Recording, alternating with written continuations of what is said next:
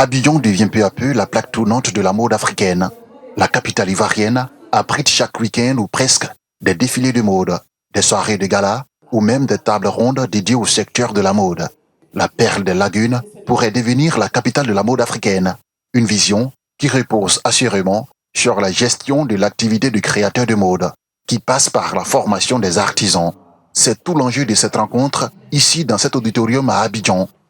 On est dans nos ateliers, on trouve que sortir et se former, c'est une perte de temps. C'est de prendre de notre temps parce qu'on cherche à gagner de notre argent. Mais en passant par cette formation, on s'est dit qu'on peut gagner plus en apprenant et en sachant qu'il y a beaucoup de choses qui peuvent faire qu'on peut gagner plus. Avec l'intelligence artificielle, il suffit seulement de télécharger des applications, de poser des questions. L'intelligence artificielle va les aider. Il ne faut pas qu'ils pensent que c'est pour les autres. Et l'intelligence artificielle, c'est accessible à tout le monde. Ils ont sur leur téléphone, sur les Android.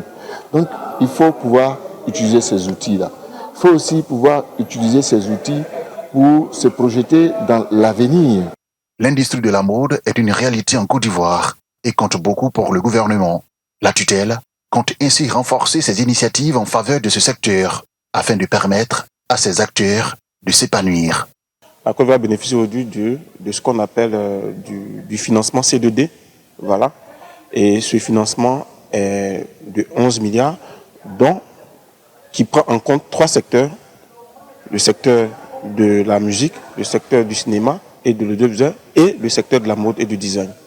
Et aujourd'hui, plus que jamais, la mode il a été démontré, la mode est un secteur créateur d'emplois, un secteur créateur de richesses.